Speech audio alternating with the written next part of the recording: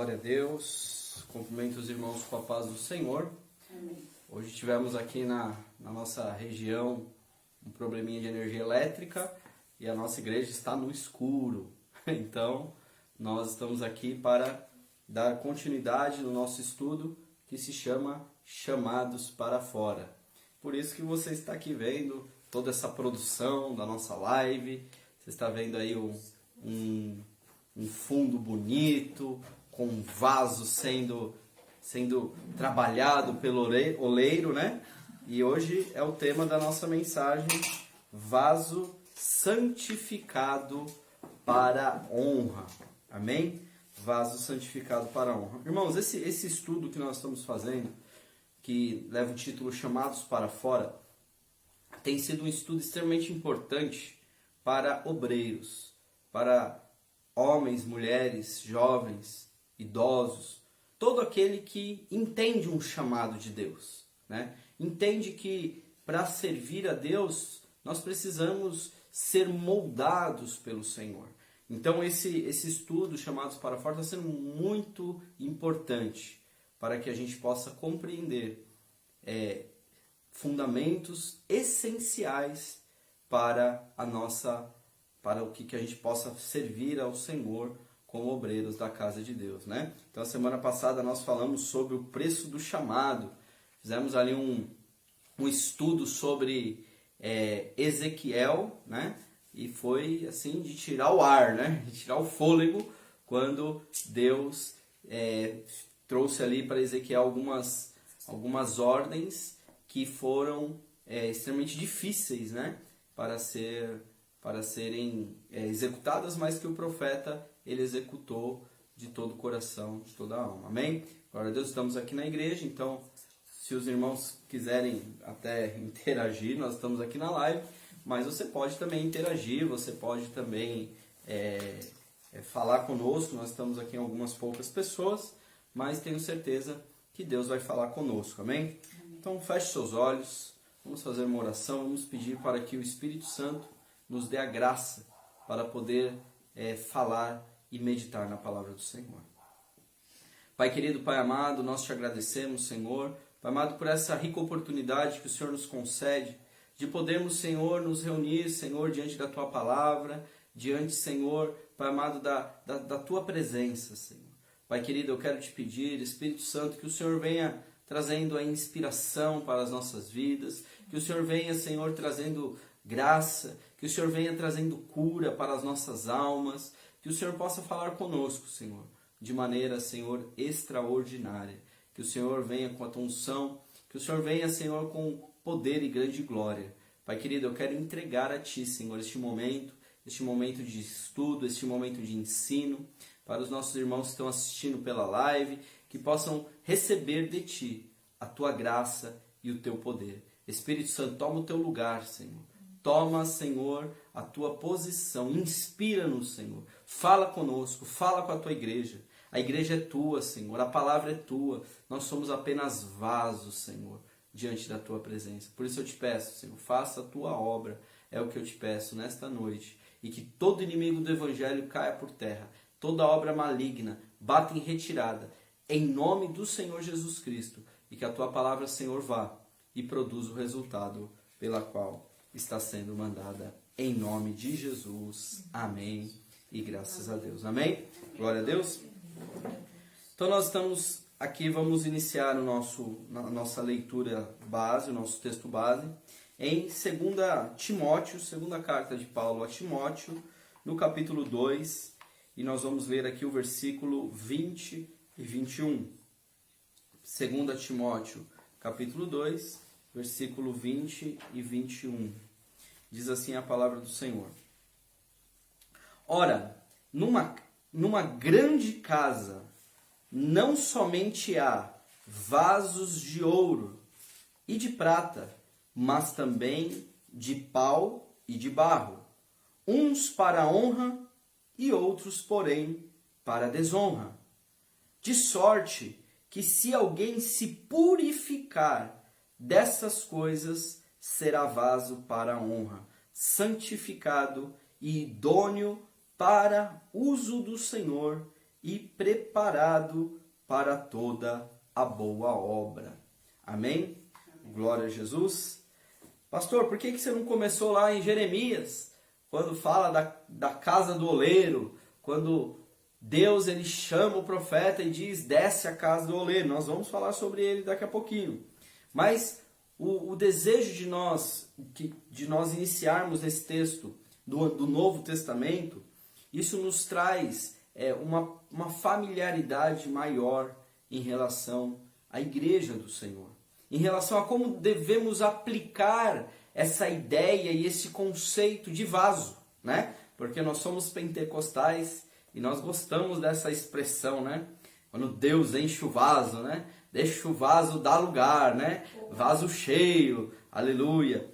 Mas aqui, quando nós lemos esse texto aqui de 2 Timóteo, aqui o apóstolo Paulo, ele primeiro inicia a sua palavra aqui, dizendo que existe numa grande casa.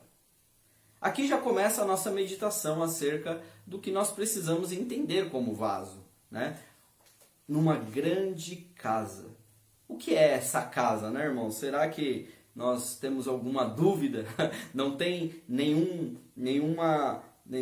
nada oculto aqui. Quando o apóstolo Paulo está dizendo numa grande casa, é muito natural que nós possamos compreender que o apóstolo Paulo está falando da casa de Deus. Amém?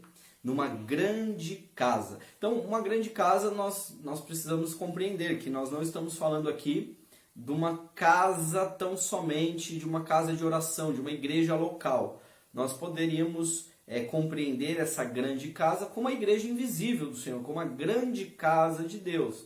Mas, como esse aqui é um estudo para obreiros, então nós podemos compreender que aqui a nossa aplicação é a casa de Deus, é a nossa casa de oração, é a nossa igreja, onde nós nos reunimos. E por se tratar de ser grande, é porque Deus é quem nos engrandece, irmão. É Deus que nos faz grande. A palavra do Senhor diz, ser fiel no pouco e sobre o muito colocarei. Então não é nós que nos colocamos no muito. Não é nós que escolhemos estar no muito. É o próprio Senhor que nos coloca. Então aqui nós já podemos aplicar desta maneira. Que ainda que a sua igreja for pequenininha, ainda que a sua igreja for ali com 10 lugares, 15 lugares, meu irmão, Deus te vê como uma grande casa. Amém? Amém. Glória a Jesus. Então aqui nesta grande casa, aqui diz a palavra do Senhor, o apóstolo Paulo diz que não há somente vasos de ouro ou de prata. Ou seja, ele está dizendo aqui que existem vários tipos de vaso, né? Existem vasos de ouro, existem vasos de prata, mas também existem, aqui que ele fala de vasos, também vasos de pau e também de barro. Então aqui o que nos remete essa ideia de uma discrepância em relação aos valores, né? Então o que é mais caro, o barro ou o ouro, né? O que é mais caro, o pau, a madeira ou a prata? Então aqui o apóstolo Paulo está querendo dizer o seguinte, que todo mundo tem o seu valor. Seja um valor maior para alguns e seja um valor menor para outros. É bem claro, irmãos, que nós entendemos que na ideia da salvação, Deus não faz acepção de pessoas. Deus não faz acepção de pessoas. Mas quando nós vemos assim a ideia de termos diversos valores de vaso, significa que ainda que um pareça, né, ser mais valioso do que o outro, todos têm o seu devido valor e a sua importância. Então, se aqui existe um vaso de pau e um vaso de barro, então significa que nesta grande casa há lugar para todos. Nós poderíamos dizer assim, o pastor ele é um camarada intelectual, né? Ele tem ali no escritório dele uma biblioteca, ele lê muito, ele escreve livros. Não, pastor vale ouro, né? Aí pode olhar para a pastora, não, a pastora é uma mulher de oração, cheia do Espírito Santo, né? Uma mulher que busca, que clama, então ela é uma mulher de um vaso de prata, né? Tem ali o seu valor aparente, parece que é, mas na verdade, irmãos, todos nós temos o nosso valor. Amém, irmãos? Amém. Glória a Deus. Então, se você se sente um vaso de barro, então você está indo pelo caminho certo. Não, pastor, eu não sou vaso de ouro, eu não sou vaso de prata, eu sou vaso de pau, e eu não sou nem vaso de pau, nem de madeira, eu sou vaso de barro mesmo. Então, fica nessa fiação que você está no caminho certo. Nós precisamos sim, porque quando nós... eu li um livro, irmãos, um livro muito bom, que é de um autor chamado Rick Joyner. Esse autor, Rick Joyner, escreveu alguns livros. E um deles chamava A Batalha Final, A Última Batalha, alguma coisa assim. E ele fala sobre a sua evolução ali, ele conta várias visões, ele cria, parece até uma ficção, né? De como ele narra ali, mas na verdade ele não escreveu como ficção, ele escreveu como verdadeiramente uma junção de todas as revelações que ele foi tendo com o Senhor, e Deus foi mostrando para ele em diversas visões, e ele foi concatenando e escrevendo esse livro. Vale super a pena, eu recomendo. E ele fala de uma hora que ele ganha uma capa, que é chamada capa da humildade, né? A capa da humildade. E aí o que ele faz? Ele tem uma armadura, né? Uma armadura que ele coloca a capa da humildade coloca por cima da armadura dele. E ele segue a sua jornada, né? Ele segue subindo a montanha de Deus, crescendo, né? Mostrando essa ideia do crescimento. E aí chega uma hora que ele fica constrangido quando ele entra ali na presença de alguns anjos, e ele fica constrangido por causa da glória que os anjos refletiam, né? Ali os anjos refletiam uma glória assim absurda assim em relação a ele, porque ele estava com aquela capa da humildade, que era uma capa de farrapos, era uma capa que estava sobre a sua armadura. E aí diz a palavra que quando ele sentiu o desejo de tirar aquela capa da humildade. E quando ele tirou a capa da humildade, a glória da sua própria armadura era tão forte que ofuscou os olhos dele, e ele não pôde mais ver os anjos. Ele não pôde mais contemplar a glória. Por quê? Porque a sua própria glória, a glória que estava refletindo nele por ele estar crescendo em Deus, ofuscou os olhos dele. E aí vem a repreensão do Senhor, falando que aquilo aconteceu porque ele tirou a capa da humildade. E aí ele colocou novamente a capa da humildade, e aí demorou para novamente os olhos dele se abrirem e ele poder novamente contemplar ali a glória das coisas espirituais. Então isso serve uma lição para nós, né? Se você é vaso de ouro, coloca a capa do vaso de barro. Amém, irmãos? Você não precisa ver o valor em você mesmo, porque o seu valor, ele vem do Senhor. Amém? Glória a Deus. E aí aqui o apóstolo Paulo, ele continua dizendo assim que existe uma diferença de vasos. Ele fala assim, olha, uns são vasos de honra, e outros, porém, para desonra. De sorte que se alguém se purificar dessas coisas, será vaso para honra, santificado e idôneo para uso do Senhor e preparado para toda a boa obra. Então aqui quando nós lemos que existem vaso para honra e vaso para desonra, nós não estamos querendo aqui endossar uma visão calvinista em que Deus é quem faz o vaso para a honra.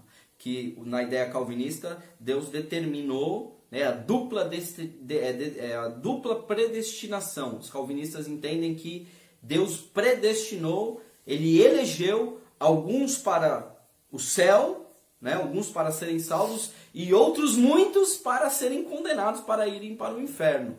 E não é a nossa visão, nós temos uma visão arminiana que entende sim que nós só podemos chegar até Deus se a graça nos alcançar. Isso se chama graça preveniente na teologia. Deus ele nos elegeu antes da fundação do mundo pela sua presciência. Ele sabia, ele conhecia que nós responderíamos a esta graça, por isso que Ele nos predestinou e nos elegeu. Mas aqui quando fala do vaso para honra e do vaso para desonra, meu irmão, eu quero entender, diante desse contexto que nós estamos lendo, que nós é que nos fazemos vasos para honra ou vasos para desonra. Somos nós que escolhemos qual tipo de vaso que nós queremos ser. Porque aqui ele diz, aquele que se purificar dessas coisas será vaso para honra. Ou seja, está em mim a decisão e a escolha de querer ser um vaso para honra ou não, ou acabar sendo um vaso para desonra. E se eu for um vaso para desonra, isso é fruto das minhas próprias decisões e das minhas próprias escolhas. Amém? Amém. Glória a Deus. Então, queremos ser vasos para a honra, né? Então, por isso que o título dessa mensagem aqui, o tema dessa mensagem é Vasos Santificados para Honra.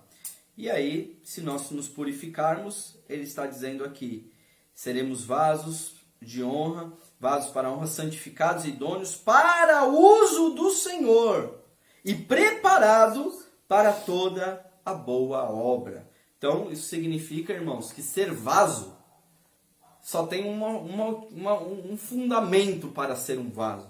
Ser vaso para a honra.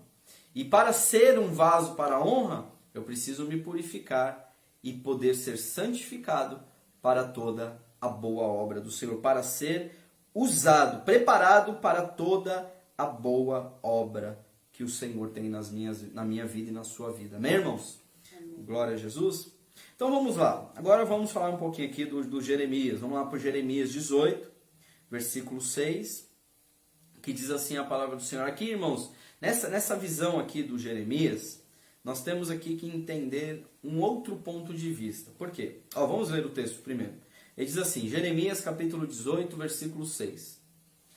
Não poderei eu fazer de vós como fez este oleiro, ó casa de Israel, diz o Senhor. Eis que como o barro na mão do oleiro, assim sois vós na minha mão, ó casa de Israel. Então aqui, irmãos, nós temos uma visão de uma ideia totalmente ativa de Deus, uma ação ativa, uma ação direta de Deus quando o vaso está nas suas mãos, não é assim? O oleiro está lá, Jeremias desceu na casa do oleiro e ele viu que sobre as rodas ali, né, ele ia girando a roda ali com o seu pé e ali ele colocava ali o barro naquela roda e ali ele começava com as suas mãos, o oleiro, começava a modelar o vaso. Não é assim? Nós vemos isso. Aqui você está vendo aqui, ó, essa imagem, não sei se está desse lado ou se está desse lado aqui, mas está vendo uma imagem aqui atrás de mim de uma mão assim segurando um vaso, modelando o vaso. Então quando nós, às vezes crentes pentecostais, nós pensamos no vaso, nós sempre nos imaginamos sendo postos nas mãos de Deus para sermos moldados por Deus, né? Amém? Então aqui, deixa eu ver aqui, ó, eu tô do lado, porque é ao contrário, né? Então desse lado aqui, é isso aí, então o vaso tá isso mesmo, o vaso tá desse lado aqui. Essas tecnologias, meu irmão, é coisa de Deus, irmãos, amém, irmão? Coisa de Deus. Quem não usa dessas coisas, acha que Facebook é coisa do diabo? Eu só tô meio verde, né? Não tem problema, irmãos, não tem problema, né? Depois, o que importa é nós podermos meditar na palavra do Senhor, amém? Glória a Deus. A gente vai acertando, uma hora a gente acerta, não se preocupa não. Então aqui nós temos a ação ativa de Deus como oleiro. Deus moldando o vaso. Eu não poderia fazer de Israel como esse oleiro fez do vaso, né? Como esse barro na mão do oleiro. É o oleiro. Várias empresas, indústrias, né, que fabricam vaso hoje, mas até hoje a ideia do artesão, do oleiro, ele ainda existe até hoje. Muitas pessoas ainda fazem vasos manualmente, irmãos, de forma artesanal, assim como o oleiro. Então pouca coisa mudou nessa profissão, nessa arte de fazer vasos, né? E aqui, irmãos, a principal matéria-prima de um vaso ainda continua sendo o barro, amém? Então vamos lá, vamos meditar aqui em alguns passos para a formação desse vaso. Lembrando, irmãos, que nós estamos falando aqui para obreiros, amém? Eu espero muito que os nossos obreiros da Igreja Cristã Rede de Acolher estejam aí ligadinhos, conectados, porque essa palavra é para você, meu irmão, amém? Essa palavra é para nós que queremos ser um vaso, né, na casa do Senhor. Irmãos, primeiro passo que o oleiro tem quando ele vai fazer um vaso é escolher o barro. Ele escolhe o barro. Meu irmão, você sabia que existem mais de 200 tipos de barro na natureza? Existem mais de 200 tipos de barro. Então, não é todo barro que serve para fazer vaso. Existe um tipo de barro que ele é especial para que o oleiro possa fazer um bom vaso, um vaso resistente, um vaso que vai passar pelas etapas dessa fabricação para que ele esteja pronto, um vaso pronto. Para ele chegar no processo final, ele precisa passar por algumas etapas. Então, a escolha do barro, irmão, isso nos mostra o quê? Que Deus ele nos escolhe. Ele nos escolhe dentre as pessoas. Às vezes a gente olha na igreja, irmãos, e a gente gostaria que todos fossem obreiros, né? A gente tem esse desejo, a gente gostaria, a gente olha assim para as pessoas do menor ao maior, do mais eloquente ao mais tímido, nós gostaríamos que todos fossem obreiros, né? Nós temos esse desejo de que entender que todos nós temos um chamado de Deus para a obra do Senhor. Mas, irmãos, nem sempre é assim. Nem todos serão obreiros. Nem todos serão vaso escolhido por Deus. E isso não muda nada, irmãos. Isso não muda nada, porque a única coisa que muda é que a quem muito é dado, muito também será requerido. Então, a minha fidelidade naquilo que eu sou chamado é que determinará o meu galardão. Então, se eu não fui chamado para ser obreiro, eu não preciso me preocupar que eu vou receber uma recompensa menor do que o outro irmão. Não. Mas se Deus não me chamou para ser obreiro, Ele me chamou para ser o quê? Fiel. Então, é na minha fidelidade que Deus vai me recompensar. Então, se eu sou um irmão da igreja que nunca vou alcançar nenhum cargo de obreiro, mas eu sou fiel, eu não falto nos cultos, eu estou ali, mesmo não sendo obreiro, eu sempre estou ali pronto para ajudar, estou ajudando com os meus dízimos, com as minhas ofertas, abençoando a casa de Deus.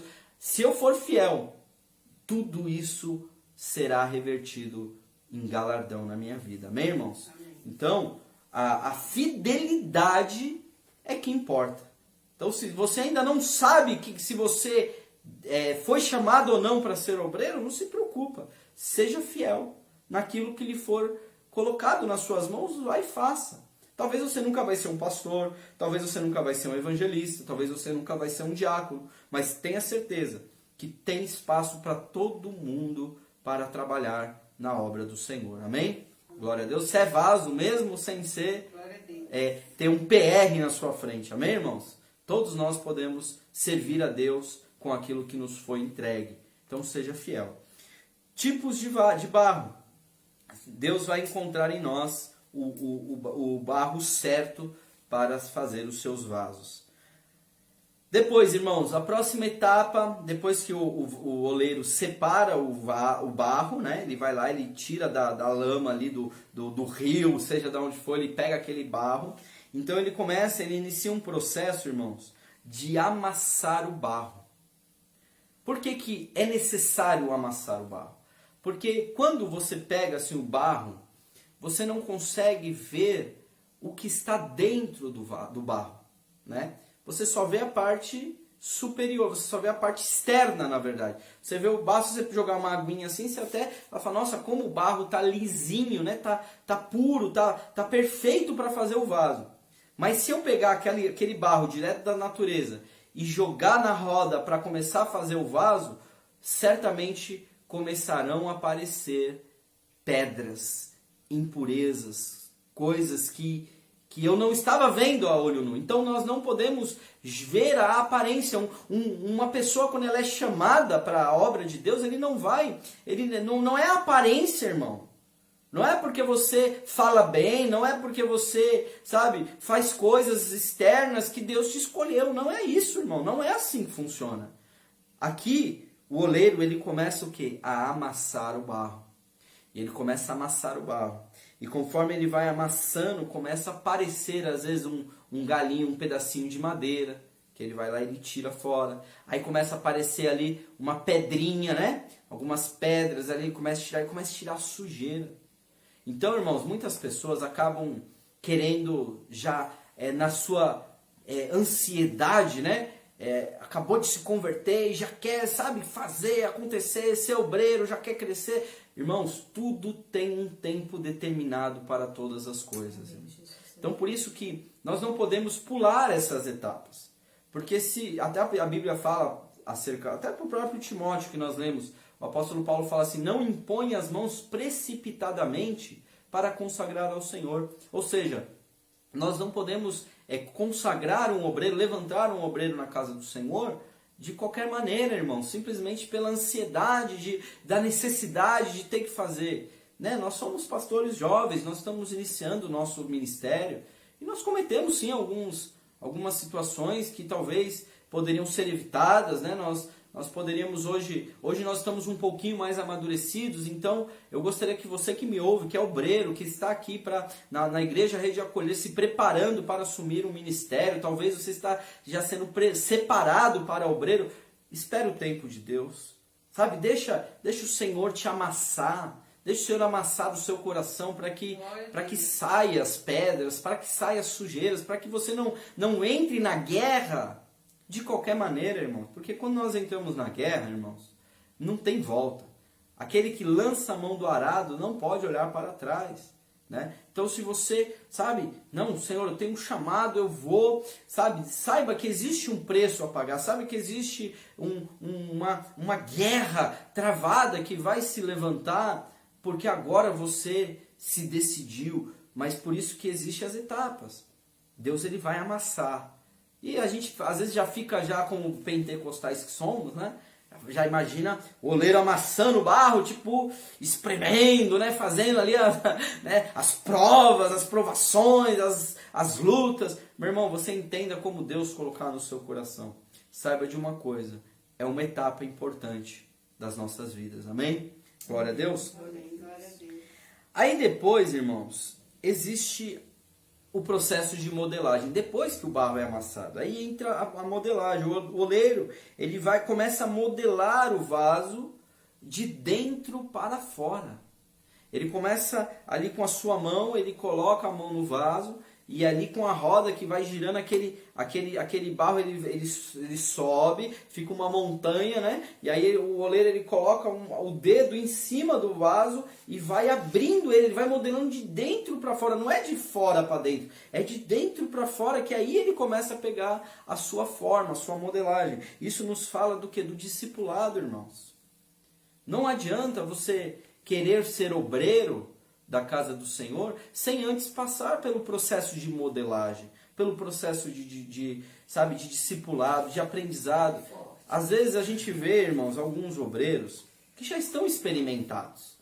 Às vezes é um missionário, uma missionária, um evangelista, que já está no campo, que já está pregando nas igrejas, já está por aí sendo chamado. Às vezes tem até muita unção para pregar, mas às vezes falta um pouco do discipulado, irmãos. Às vezes a pessoa está pregando, mas às vezes é aquele evangelista de uma mensagem só, né? Que passa por todas as igrejas, pregando sempre a mesma mensagem, pregando sempre os mesmos conteúdos, né? E isso acaba trazendo o quê? Um prejuízo para o próprio ministério do irmão. Por isso que a modelagem é importante. Eu preciso parar para aprender, para ser moldado por Deus. Sabe, nós não sabemos de tudo. E eu estou aqui ministrando esse ensino, não porque eu sou mais inteligente que você, não porque eu sei mais, não. Eu estou aqui ministrando esse ensino porque Deus me chamou para isso. Então ele me chamou da mesma maneira que ele me chamou, ele já me modelou e continua me moldando ainda. Ou você acha que eu sei tudo? Eu não sei tudo. E quanto mais eu ministro, eu sou a pessoa que mais aprende. Amém? Glória a Jesus. Eu gosto de, quando a gente vai pregar o discipulado nível 1, né, que é o primeiro passo, eu já ministrei tantas vezes mas tantas vezes esse discipulado nível 1 que toda vez que eu prego de uma maneira diferente. Às vezes eu uso ali até os mesmos termos, porque tem um esboço no livro, né? Você tem ali o esboço, você segue ali aquela linha de raciocínio, mas eu vou sempre ser inspirado por Deus para trazer a palavra de Deus, porque a palavra de Deus é viva, irmãos. Amém. Não é porque eu tenho livros, que eu sou o mestre desse seminário, que eu não estou aqui ainda para aprender. Eu tenho muito que aprender. Amém. E você, irmão, se você é aqui da região, do Parque Novo Mundo, se você, conhece a nossa igreja, irmão, vem para cá, vem ser moldado por Deus, vem ser modelado. Aproveita, usa desse ministério de ensino, porque, irmãos, nós vemos que as igrejas estão muito carentes de ensino. Nós vemos que existe muita unção, existe muitos dons de revelação, muitos dons que são bons, até muitos louvores muito bons, grupos de louvores abençoadíssimos, mas às vezes falta um pouco isso daqui. Isso aqui que eu estou falando não é pregação, irmãos, isso aqui é ensino, irmão. Isso daqui é modelagem, é sendo moldado de dentro para fora. Amém, irmãos? Amém. Glória a Deus. Então, vem para cá, vem para a nossa igreja, nós temos cursos. Nós estamos aqui para ser bênção na sua vida, na vida da sua igreja, amém? Não tem vaidade, não tem, eu sei de tudo, sou o dono da verdade, não. Porque pelo contrário, quando eu começo os meus cursos, a primeira coisa que eu falo, que eu não tenho compromisso com o erro, amém? E se eu estiver errado, se eu errar, e eu estou sujeito a errar em algum ponto, sim. Mas se eu errar, eu estou pronto para me retratar, me corrigir e abrir mão dos valores, dos conceitos que eu julgava certo, mas que agora entendo ser errado. Amém? Glória a Deus. Irmãos, depois que o vaso ele está pronto, depois que ele está modelado, está moldado, está bonitinho, não acabou o processo ainda, irmãos. Aí existe o processo do quê? Da fornalha de fogo. Então aqui o oleiro, o que ele faz? Ele pega aquele vaso e coloca no forno. A um calor assim, inimaginável, um calor de uma fornalha mesmo. Então, o calor desta fornalha, o que faz no vaso? Ele traz o vaso para um processo de purificação. Ali no amassar do barro, ali as sujeiras que são sentidas, que são palpáveis, elas são removidas. Porém, quando ele vai para a fornalha, então todas as impurezas, elas são purificadas. O vaso ele é purificado no fogo, irmãos. Por isso que, quando nós temos um estudo sobre o batismo com fogo, que foi descrito lá por João Batista, né, que ele disse, eu vos batizo com água, mas aquele que vem após mim, esse vos batizará com o Espírito Santo e com fogo. Esse batismo com fogo, que alguns acham, alguns julgam, interpretam como sendo ali uma experiência pentecostal, né? De sentir o fogo, né? De pular no Espírito, de rodar, de sapatear, de fazer esses movimentos, julgando assim que esse é o batismo com fogo, meu irmão. Essa não é a minha interpretação. A minha interpretação é justamente essa ideia do oleiro. Quando o oleiro leva o vaso para o fogo, é para purificá-lo.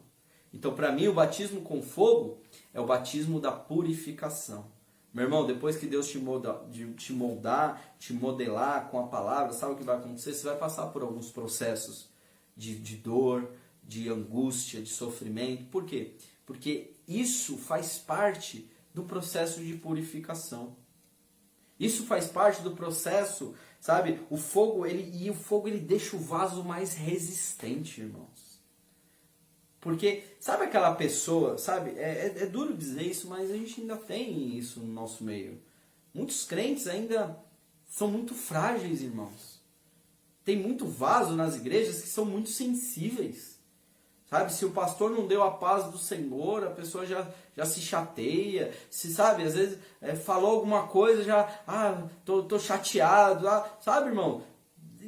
Então é porque não passou pelo fogo. Como que quer ser vaso? Como que quer ser obreiro? Quer lutar guerras espirituais, lutar contra demônios, contra principados, potestades, se não consegue, se não é resistente, irmão? O vaso, ele passa pelo fogo para adquirir resistência. Sabe, eu já fui magoado também, eu já fiquei chateado com muitas coisas, irmãos. Mas hoje, o fogo da provação já me fez ser mais resistente. Às vezes eu posso até me chatear ainda, e me chateio. Nós nos chateamos, somos seres humanos, possuímos uma alma. Mas isso não nos traz a fragilidade, irmão. Nós suportamos. Nós suportamos a pressão, nós suportamos as angústias, nós suportamos os sofrimentos, nós suportamos as dúvidas, nós suportamos os dilemas. Ou você acha que a gente também não tem dúvida? Ou quando, né, eu estava até compartilhando ontem, né, quando tá chegando o dia de pagar o aluguel, né? E aí a gente ainda não tem o valor para pagar o aluguel e aí a nossa alma às vezes também se inquieta. Mas isso não nos quebra, isso não nos fragiliza com as lutas do dia a dia. Pelo contrário, nós cremos, nós continuamos crendo, nós vamos continuar buscando, nós vamos continuar orando. Quer ser vaso, irmão? Tem que passar pelo fogo. Sabe? E às vezes a gente como pastor, às vezes as pessoas acham que o pastor não está vendo nada, né?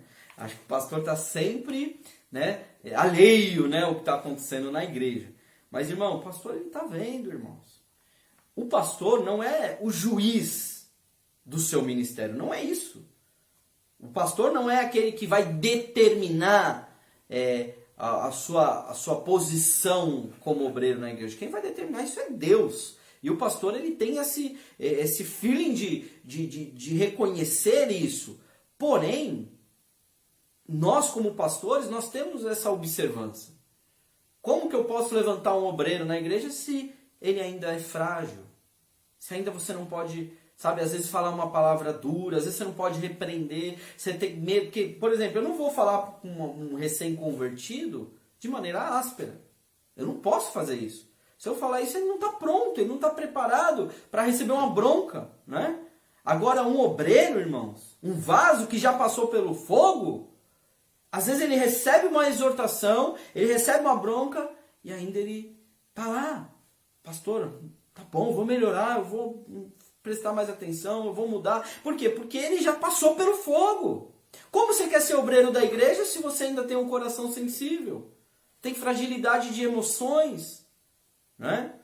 Irmãos, aqui a gente na igreja aí de acolher, às vezes eu sou meio chato, né? Sou meio sistemático. Às vezes as pessoas olham pra mim, às vezes eu me acho chato, tá, irmãos? Eu me acho muito chato. Imagina às vezes a minha esposa, os meus filhos, principalmente, que estão mais perto, né? Então, eu me acho chato. Mas essa minha chatice, irmãos, ela tem um fundamento do zelo, sabe? Quando eu falo assim, o irmão vem, eu quero ser membro da igreja.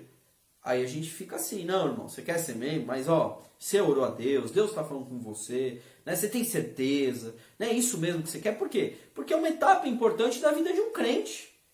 Para eu me ligar à membresia de uma igreja, eu preciso levar isso a sério, irmãos. Eu preciso realmente assumir um compromisso, é sim ou não.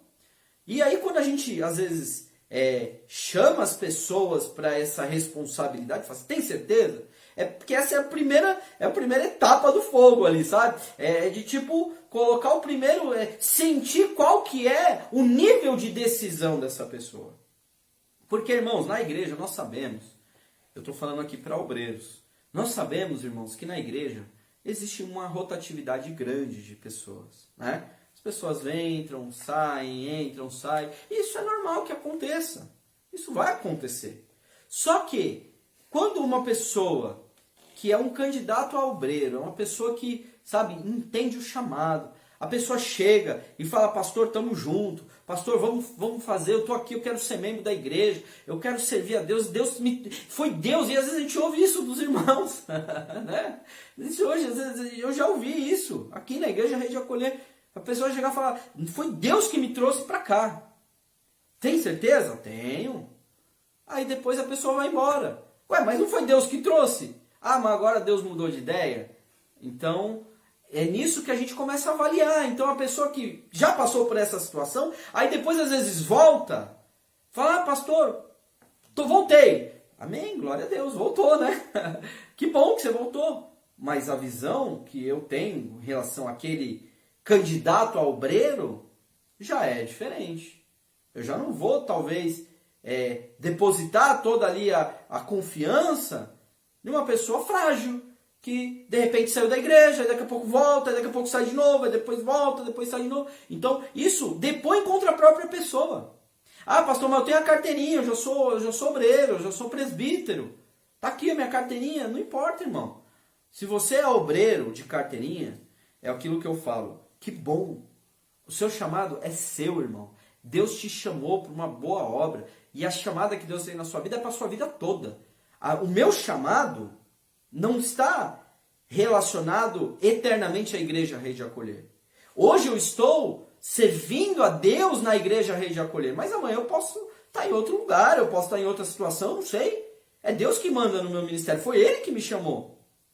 Amém, irmãos? Amém. Glória a Jesus. Então, você que é obreiro, irmão, suporta, sabe? Suporta. Eu não tenho compromisso com a unção do outro. Se você já veio ungido, que bom, glória a Deus. Que Deus te abençoe. Mas aqui na Igreja Rei de Acolher ainda você vai passar por essas etapas, por esses processos. Se você é um obreiro de valor, você vai passar por esse fogo e vai suportar. Sabe? Vai falar, não, tá bom, pastor, tranquilo, quero recomeçar. Vamos lá, eu sou presbítero, sou diácono, sou pastor, amém, mas eu vou recomeçar e eu vou servir a Deus nesse lugar. E aí Deus vai te honrar, meu irmão. Amém? Deus vai te honrar. E nós, como pastores, nós queremos muito que você seja um obreiro abençoado, um obreiro de valor. Amém? E se você tem um chamado pastoral, saiba que é do interesse nosso da igreja que um dia você seja até assumir um ministério da igreja. Que a gente abre uma congregação e você, como pastor nessa igreja, você vai ser enviado para o campo, você vai ser enviado para pastorear uma igreja. Mas você vai passar pela modelagem, você vai passar pelo fogo, você vai ser amassado, você vai passar pelo processo. Porque eu vejo às vezes, irmãos, alguns obreiros que são obreiros sinceros, obreiros de valor, mas que são jogados. Às vezes por uma falta de pastores, às vezes por uma falta de obreiro. Joga o obreiro no campo, joga o obreiro para conduzir uma igreja, e isso arrebenta com o ministério da pessoa. Aí, às vezes, o marido não está preparado, às vezes o marido ainda não passou pelas etapas, aí a irmã quer segurar a igreja nas costas, mas aí é a obreira e o outro pastor que enviou, e aí fica essa loucura, irmãos. Aí o marido desvia, ou a mulher desvia, né? E aí fica só um ali naquela situação. Isso é muito perigoso. Por isso que nós, irmãos, somos uma igreja de discipulado.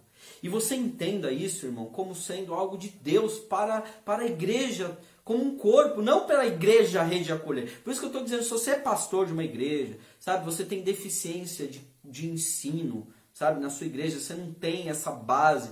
Irmão, não adianta você ficar fazendo um culto a semana inteira só para querer pôr gente dentro da igreja. Tira um dia da semana, vem para cá. Vem pra gente, vem aqui para a Igreja Rei de Acolher, para a gente aprender junto, para a gente crescer junto, para a gente poder te ajudar, você ajudar a gente te ajudar. Porque você tem o que eu não tenho.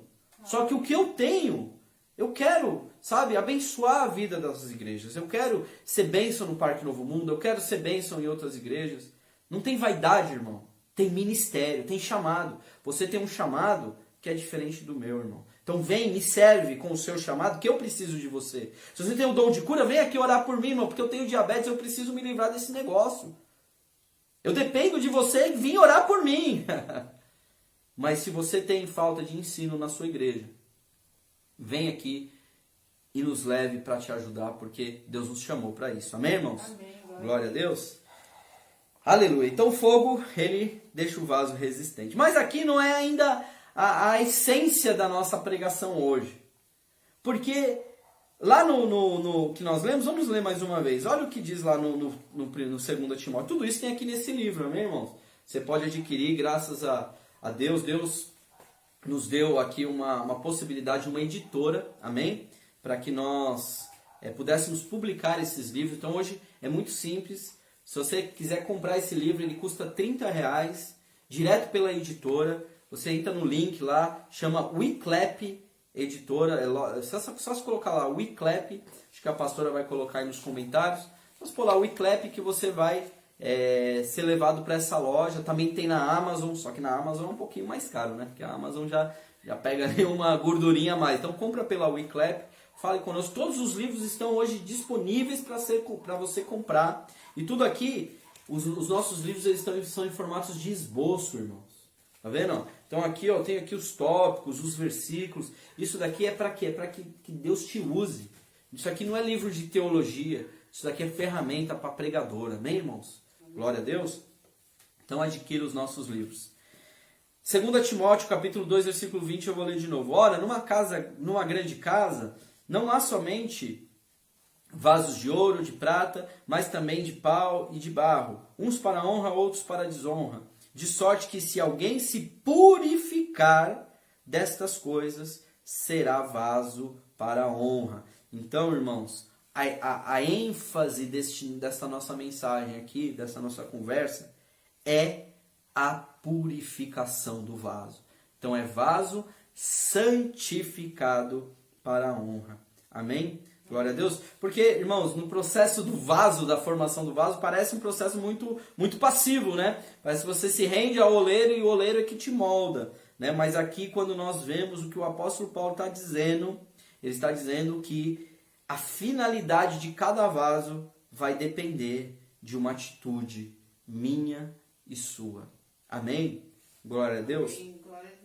Quando nós falamos de santidade, irmão, nós temos aqui, às vezes, um pouco de dificuldade de sermos compreendidos. Porque, irmão, ninguém pode ser santo por si próprio, irmãos. Eu não posso ser santo por causa das minhas atitudes, sabe?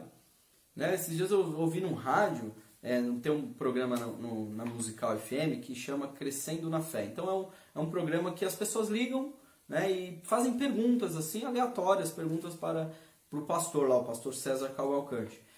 E esses dias eu estava ouvindo e um rapaz ligou lá e falou assim, olha, eu tenho uma parente lá tal que ela tá ficando louca, ela fala que primeiro ela parou de comer comida assim normal, né? Ela falou que Jesus mandou ela parar de comer carne, legumes, só come legumes e fruta. Não come mais arroz e feijão, não come batata, não come chocolate. Aleluia. Né? E aí depois de repente falou que não queria mais o celular. Falou, não, Jesus me mandou largar o celular, parar, não tem mais celular porque esse celular está me tirando da presença de Deus. E aí largou o celular, aí o irmão falando, né, que aí agora quando a gente quer falar com ela, a gente precisa ligar para outra, e a outra tem que ir lá para dar o recado, não sei o que, porque ela abriu mão do celular, não quer mais celular, porque Jesus mandou ela largar o celular. Aí o rapaz contando, né, aí depois ela começou a falar que Jesus não quer que ela não usa mais dinheiro, então ela não usa mais dinheiro. Então ela começou a ter dificuldade no ônibus, porque aí eu não tinha ali, né, queria passar cartão, não sei o que, não tinha dinheiro, porque não queria mais andar com dinheiro.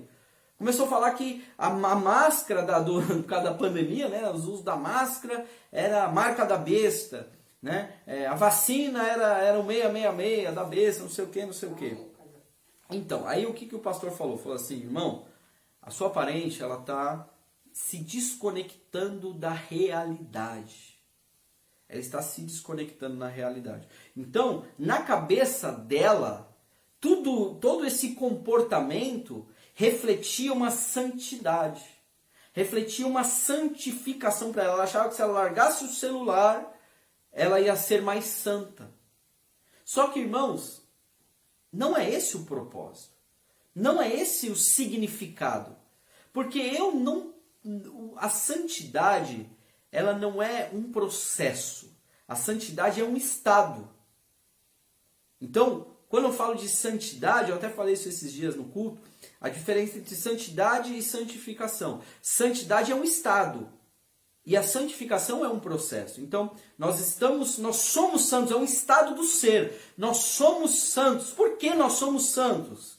Nós somos santos porque Jesus Cristo nos santifica.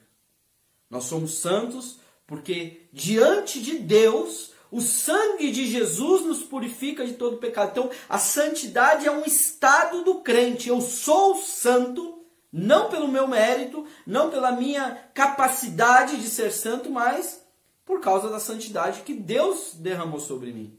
Amém? Ele me santifica. Então, diante de Deus, eu sou santo por causa de Cristo, pelo sangue que me purifica. Agora, a santificação, ela é um processo. A santificação é uma jornada. Não é uma corrida de 100 metros, irmãos. A santificação é maratona. A santificação é para a vida inteira. Porque haverá um momento na nossa vida que nós vamos ter uma fraqueza. Haverá um outro momento que esta mesma fraqueza nós vamos vencer. Mas haverá outro momento que às vezes essa mesma fraqueza que eu já venci, eu vou tropeçar de novo. Porque nós somos seres humanos. Santidade não significa tudo isso que eu falei aqui, que dei esse exemplo da irmã da rádio.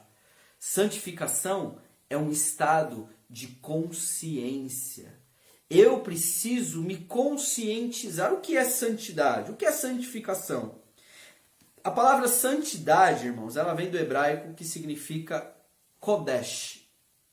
Ou Kadosh, que é santo, né? Até aquela música, né? Que fala Holy, aí fala Kadosh, né? Kadosh. Kadosh é a palavra hebraica para santo. E a palavra santidade vem dessa raiz Kadosh, que é a palavra Kodesh, né?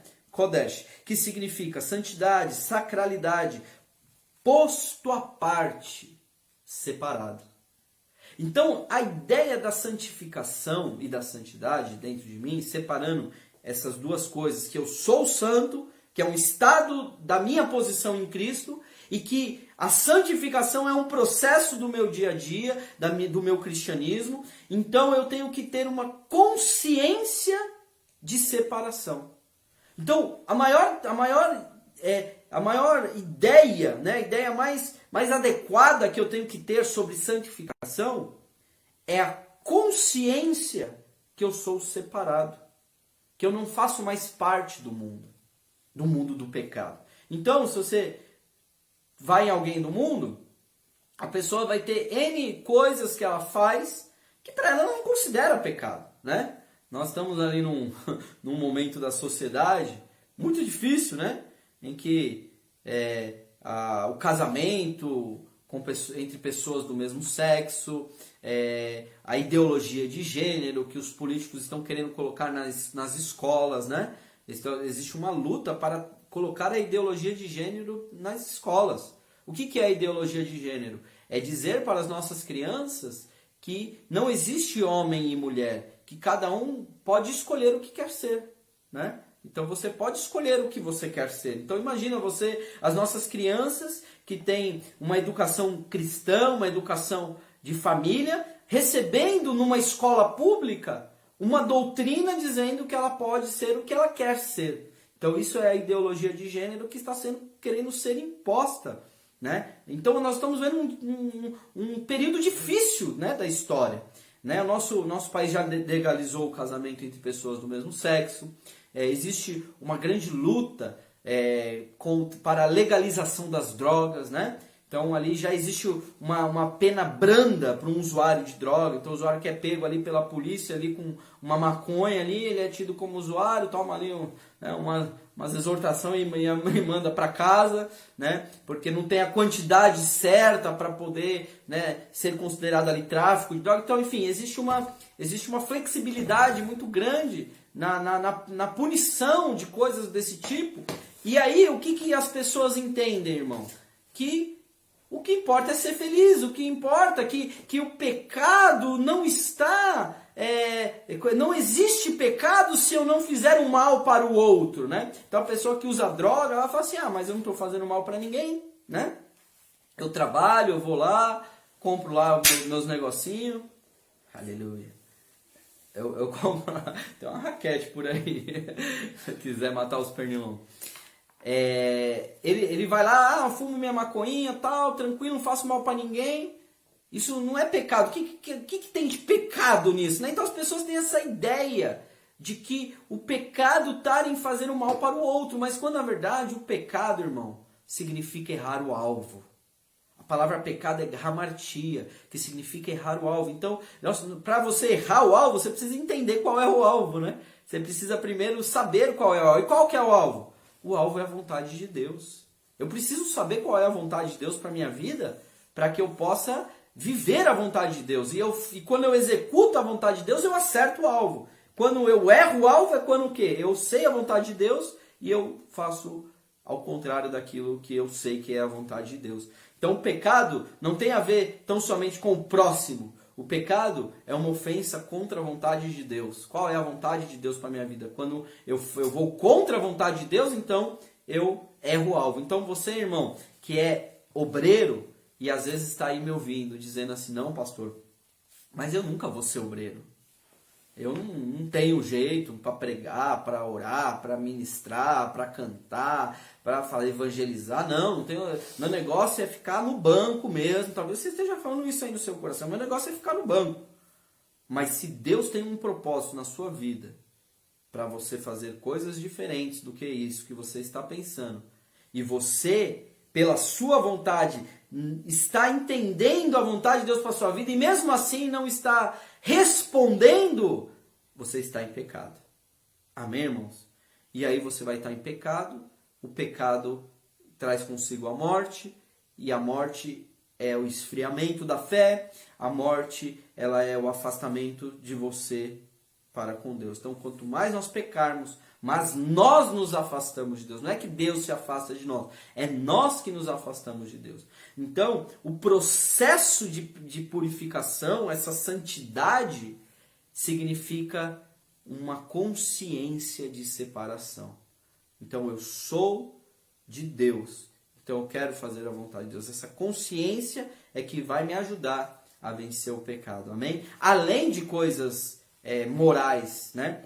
E aí a gente tem a palavra grega para santidade que é hagaiotes, que significa santidade, mas já num sentido mais moral, que é essa ideia, né, dos pecados que a gente sabe, tipo de imoralidades, né, de coisas sexuais, de bebedice, enfim, essas coisas um pouco mais visíveis, né? Essas coisas que são mais, mas às vezes o pecado é muito mais sutil, né, do que simplesmente coisas morais, né?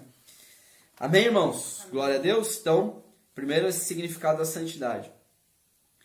Irmãos, a santidade é o alicerce de toda autoridade e justiça. Eu falei no domingo, irmãos, quando eu estava ministrando, eu falei assim que o céu não é lugar de justiça.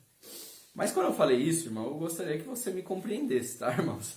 Eu não falei isso dizendo que existe injustiça no céu, né? O que eu quis dizer é que eu queria enfatizar que nós não vamos ser salvos justamente no sentido de nós, por causa do nosso mérito. Se a justiça fosse aplicada para nós não teríamos o mérito para ser salvo.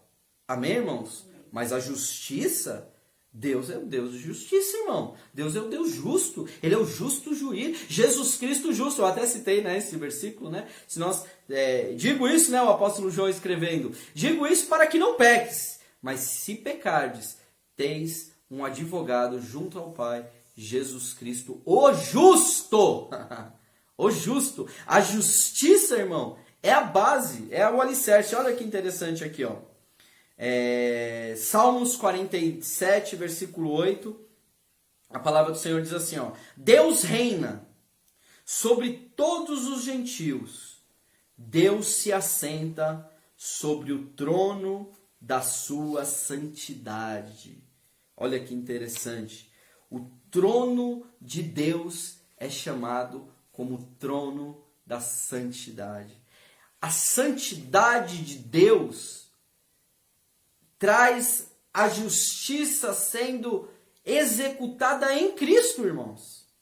A santidade de Deus leva Deus a suprir ali essa justiça que precisa ser feita contra o pecado. Ele pune o pecado em Cristo, irmãos.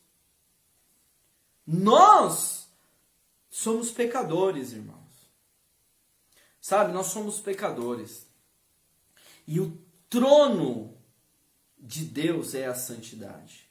O trono fala do governo, fala do julgamento, o trono do juízo de Deus. O trono do juízo é a santidade de Deus. Então, se eu não participo primeiro da santidade do próprio Cristo, então eu serei julgado segundo as minhas obras. Mas quando eu participo da santidade de Cristo, quando eu encontro nele a minha santificação, lembra do 1 Coríntios capítulo 1, versículo 30? Esse versículo fala demais comigo, irmãos. Ele fala que ele, Cristo, Jesus, ele se fez em Deus santificação por nós. Ele se fez santificação por nós. Então, quando eu falo aqui da santidade, a santidade está nele, irmãos. E nós precisamos encontrar essa santidade nele, não em nós mesmos. Porque quando nós procuramos a santidade em nós mesmos, só resta para nós frustração e tropeço.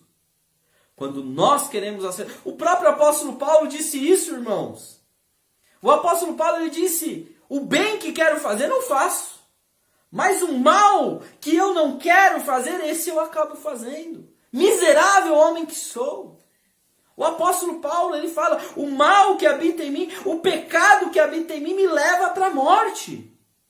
Mas aí ele conclui dizendo: mas graças a Deus por Jesus Cristo, o meu Salvador. É Jesus, a santidade está nele, é ele, é porque dele, por ele, para ele são todas as coisas. Nada do que foi feito sem ele se fez. Absolutamente, irmãos, nós precisamos compreender quem é Cristo em nós, irmãos. Quem é Cristo? O Filho de Deus, o Deus vivo, o Deus encarnado. No princípio ele era Deus, no princípio ele estava com Deus, o Verbo estava com Deus e era Deus. Mas o Verbo habitou entre nós, se fez carne, habitou entre nós. Jesus é o nosso Salvador, ele é o nosso remidor. Nós vamos seguindo os passos dele. Nós queremos andar como ele andou. Nós queremos viver uma vida de purificação, de santificação, porque ele assim o fez. E se ele assim o fez, ele abriu o caminho. Hoje eu consigo. Hoje é possível você ser um vaso santificado, irmão.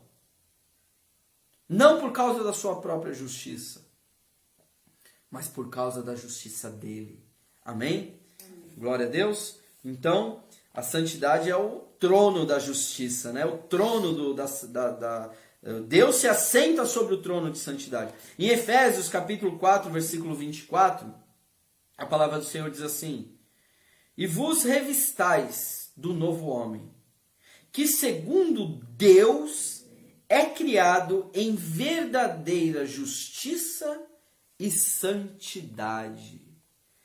Meu irmão, nós somos criados. Olha o que a palavra do Senhor nos diz.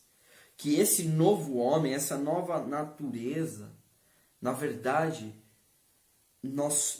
é Deus que nos cria. Ele nos dá a possibilidade. Eu sou um novo homem, porque Deus assim me fez ser um novo homem. Meu irmão, eu preciso que você entenda, obreiro, eu preciso que você entenda. Nós não temos mérito de nada, irmão. Não adianta você falar assim: o pastor vai me levantar como obreiro, porque eu oro mais, porque eu vou mais no monte, porque eu oro nas madrugadas, porque eu não falto nos cultos. Isso tudo é muito bom e faz parte, a fidelidade, né, irmãos? A fidelidade, tudo isso que eu estou falando é muito importante. Mas, irmão, não é por isso. Porque se fosse por isso, então você teria todo o mérito. Senão eu teria todo o mérito. Mas, na verdade, não, irmãos. Nós precisamos, na verdade, nos render, irmão. Colocar a capa da humildade. Ainda que você seja vaso de ouro, irmão, coloca a capa da humildade para que todos vejam você como um vaso de barro. Amém? Amém. Então, e vós revistais do novo homem, que segundo Deus é criado em justiça e santidade. Aquele texto que diz assim: sem a santificação, ninguém verá a Deus, né? Aí a gente já pega esse versículo e já para nós é uma palavra de condenação, irmãos. Sem santificação, ninguém verá ao Senhor. Meu irmão, então ninguém vai ver. Então ninguém vai ver. O que nós precisamos compreender é que essa santificação está em Deus, irmãos. É nele que nós encontramos essa santificação. É como o apóstolo Paulo diz, né? Da força, né? Ele fala assim, quando estou fraco, olha o que diz o apóstolo Paulo, quando estou fraco, então eu sou forte. Estar, irmã Andressa, é uma condição momentânea, temporal. Eu estou fraco. Talvez é momentâneo, não é permanente. Mas ser forte, esse é permanente. Quando eu estou fraco, então eu sou forte. Lá nos Heróis da Fé, em Hebreus 11, diz que muitos da fraqueza tiraram força. Olha que coisa maravilhosa. O que nós esperamos de você como obreiro, os pastores, a igreja, não é que você seja totalmente sem pecado, mas é que você, da sua fraqueza, tire força para continuar, sacudindo a poeira, deixando as coisas que para trás ficam, prosseguindo, buscando essa santificação em Deus, porque certamente você e eu, porque eu também preciso, nós vamos conseguir. Amém, irmãos? Amém, aleluia. A santidade e o seu poder de consagração. Esse texto eu sempre cito ele porque eu gosto muito, de Zacarias, capítulo 14, versículo 20. Ele fala da santidade como uma consagração. Olha o que diz. Zacarias 14, versículo 20. Diz assim: naquele dia será gravado sobre as campainhas dos cavalos. Imagina, olha a revelação do profeta aqui. Naquele dia será gravado nas campainhas dos cavalos: santidade ao Senhor. E as panelas da casa do Senhor serão como bacias diante do altar, ou seja, consagradas ao Senhor. Os cavalos declararão a santidade, o que? Ao Senhor. A força de um exército é a santidade do Senhor. A força de obreiro é a santidade ao Senhor. Santidade ao Senhor. Não é a sua santidade para Deus. É você declarar a santidade dele. Santidade a ele. É a santidade ao Senhor. Eu só sou santo porque ele me faz ser santo. Porque nele eu encontro a santidade. E aí ele fala: as panelas da casa do Senhor serão como bacias diante do altar. Ou seja, as panelas serão consagradas, irmãos. Poder da santidade. Poder da consciência de separação. Ou seja, falar que as panelas serão como as bacias do altar, isso significa o quê? Que um vaso, mesmo sendo falho, ele é consagrado. Mesmo uma panela não sendo no nível de uma bacia no altar, né? Isso significando toda essa parte judaica, né? do altar, tal, do tabernáculo, do templo. A panela que faz a comida, ela será tão santificada, tão consagrada a Deus, que ela também será semelhante a um utensílio santo que tinha lá no tabernáculo, que tinha no templo do Senhor. Amém? Então isso, irmãos, fala da panela. Às vezes você não é bacia de altar, irmão, mas você é uma panela. Não é verdade? Você está às vezes nos bastidores. Às vezes a gente está aqui, está tendo culto, às vezes tem a irmã aqui, né, missionária aqui, fazendo algum bolo, fazendo alguma coisa, para servir os irmãos. Às vezes ninguém nem vê, fala: nossa, que igreja abençoada, mas não vê que a irmã pagou o preço, veio aqui, às vezes largou o culto lá para vir aqui para fazer uma coisa, para poder abençoar a vida dos irmãos. Isso também é ser vaso, irmão. A panela tem o mesmo valor do que a bacia do altar. Se você é um intercessor, irmão, se você é uma intercessora, saiba que glorioso é o teu chamado, irmão. Ah, pastor, mas ministério de intercessão, ninguém vê. E não é para ver mesmo, irmão. Aqui na nossa igreja nós temos uma sala de intercessão, né? Tem um guerreiro lá com espada de fogo na porta, se quer, para inibir até a entrada das pessoas ali, né? E ali é o lugar da oração, ali é o lugar da intercessão. É onde ninguém vê, irmão. É onde ninguém vê. Se Deus arde esse chamado no teu coração, às vezes você estiver no culto, você sentiu o desejo, larga o culto para lá e vai para a sala de intercessão, dobrar o teu joelho. Sabe por quê? Porque isso vai fazer uma grande diferença no culto. Você vai ser grandemente usada por... Ninguém vai ver. Ninguém vai perceber. Nem notar a sua ausência. Cadê a fulana? Cadê o ciclano? Ninguém nem vai notar a sua ausência. Mas saiba que quando você entrar naquela salinha de oração ali, Deus, ele vai... Precioso é o teu chamado. Eu queria que você entendesse isso. Precioso. Não é porque você não está no altar, não é porque você não tem a voz linda para cantar o hino da harpa, para cantar um louvor abençoado. Não é que você não, porque você não sabe pregar, que você nunca pegou o microfone. Tem gente que nunca nem vai subir no altar. Vai ficar 10 anos na igreja e nunca vai nem subir ali na escadinha ali do altar. Mas saiba que ainda assim, você é um vaso. O pastor está dizendo que aqui ninguém pode reclamar. Porque todo mundo tem oportunidade. E às vezes isso até é ruim, né? Porque a gente dá tanta oportunidade que a hora que não dá, não me deu oportunidade. Magoei. Irmão, você tá assim, irmão. Você tá assim, você não passou pelo fogo ainda. Então, aleluia. Vamos seguir aqui, já estou chegando no final. Último ponto aqui, olha que interessante, a santidade como ornamento da igreja de Cristo.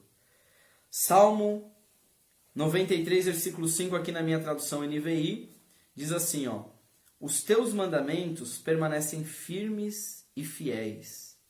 A santidade, Senhor, é o ornamento perpétuo da tua casa.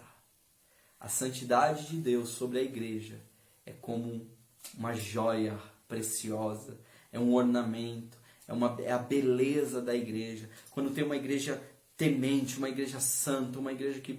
Não é uma igreja religiosa, irmãos. Sabe, às vezes a gente vê, a pessoa não quer às vezes se batizar, porque tem ainda um pecado, porque tem ainda uma situação, irmão. Não é isso, isso não é santidade.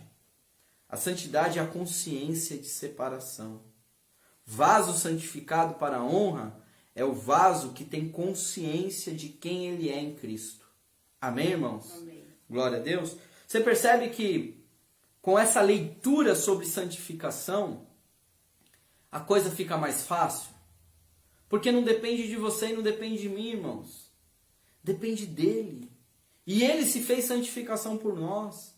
Então nós precisamos encontrar nele a santificação. É ele que nos santifica. É ele que nos purifica. Amém? Salmo 110, versículo 3 diz assim, ó: o teu povo será muito voluntário no dia do teu poder. Nos ornamentos de santidade, desde a madre da alva, tu tens o orvalho da tua mocidade. Olha que interessante, fala dos ornamentos de santidade. O teu povo será muito voluntário. O povo de Deus é um povo voluntário, irmãos.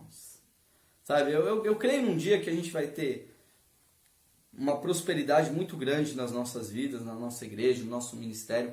Eu creio que vai chegar um momento que a gente vai ter obreiros remunerados, irmãos. Funcionários da igreja. Obreiros que já servem a Deus voluntários, mas que serão honrados e abençoados pelo ministério. Porque a igreja, o povo de Deus, é um povo voluntário, irmão. Nós nunca podemos cobrar para pregar, irmão. Se você for numa igreja e acertar, falar assim, ó, para eu pregar aí, eu cobro tanto. Meu irmão, cuidado.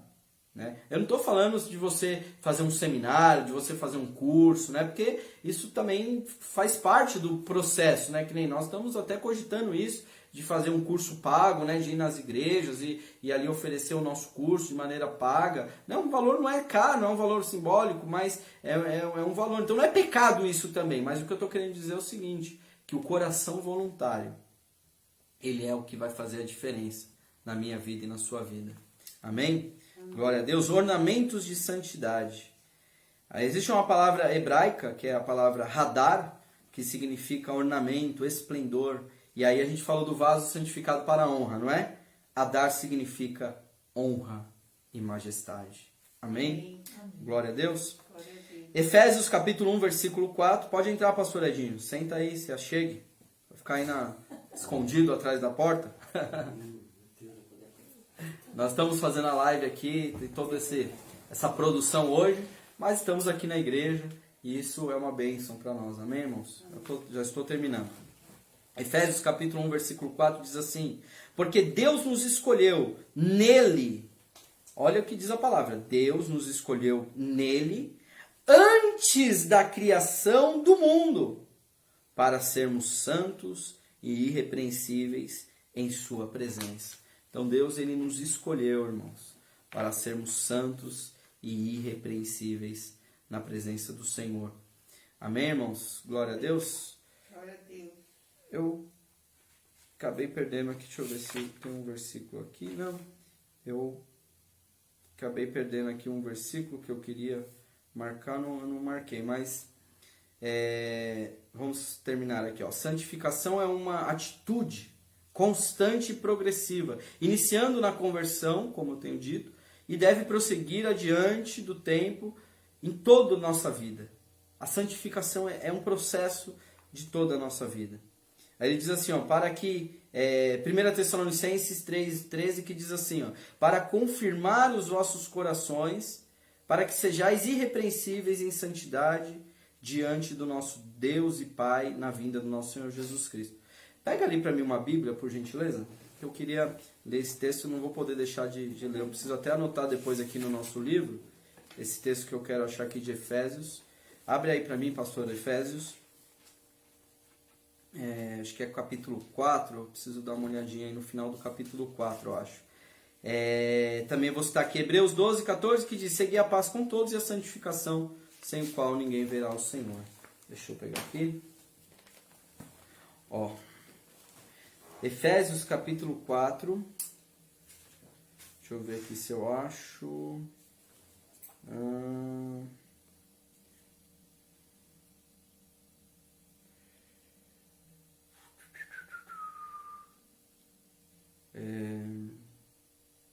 Puxa vida, será que eu não vou achar?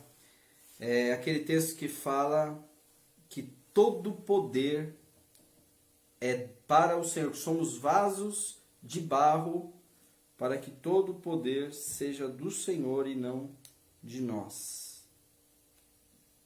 Procura aí para mim, por gentileza, na Bíblia online. Efésios 3, aí, 3? Efésios 3. Ah, aqui é isso mesmo, Efésios 3, é isso aí, pastor. Obrigado.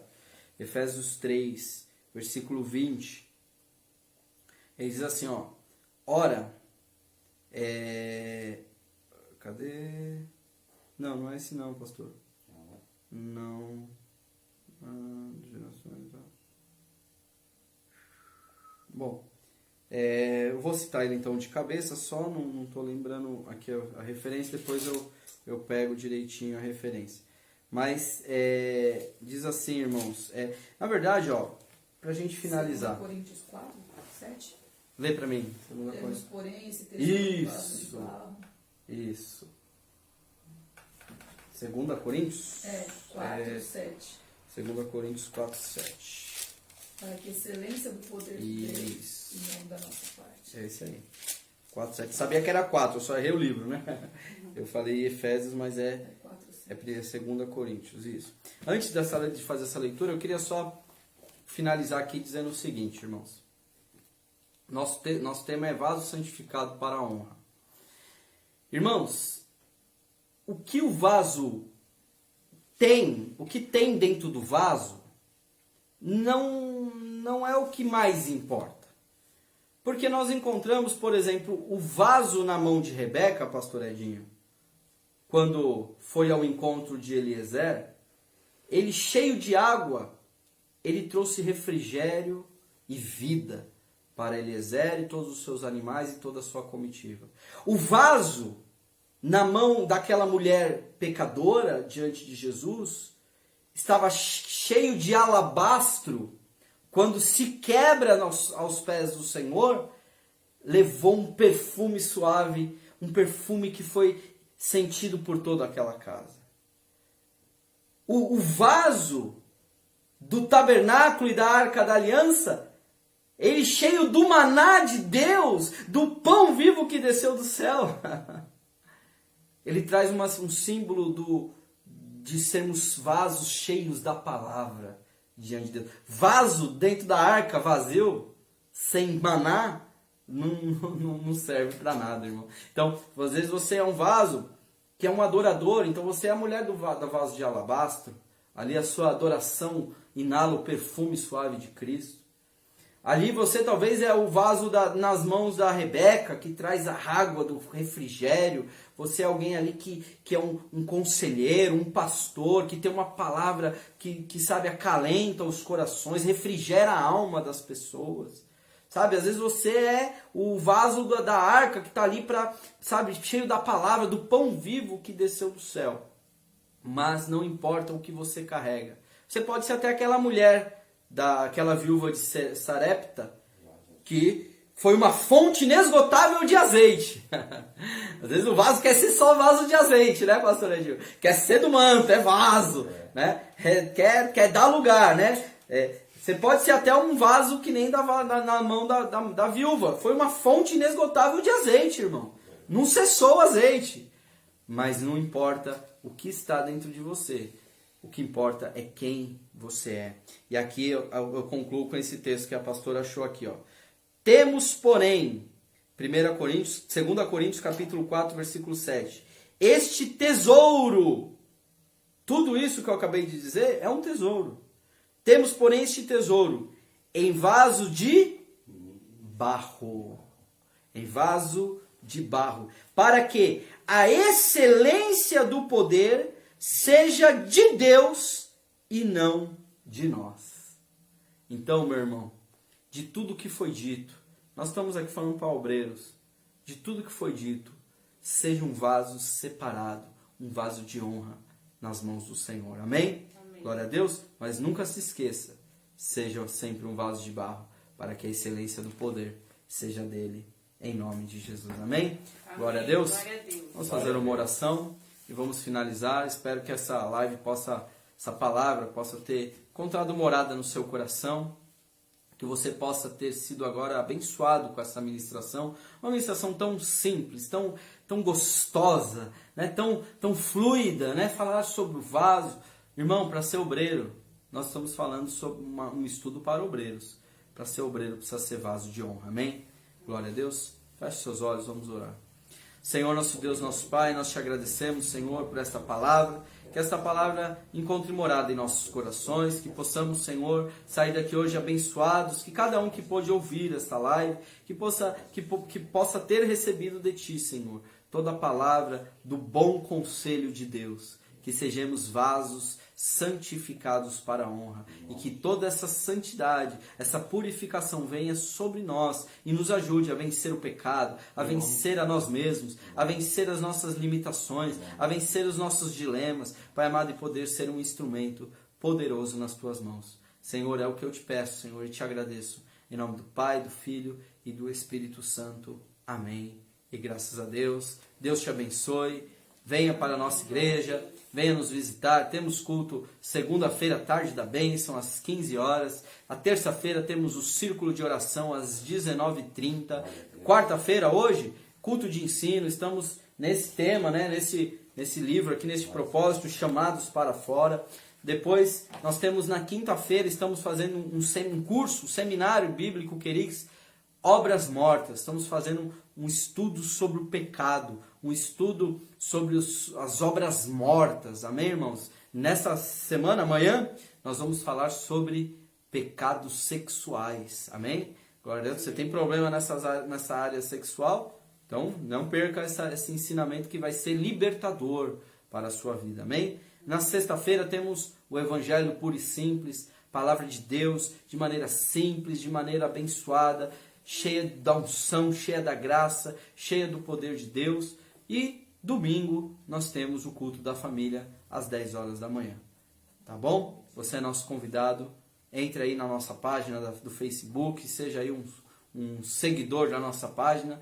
Todas as nossas lives estão sendo aí transmitidas pela página da igreja. Amém? Fica na paz. Que Deus te abençoe em nome de Jesus.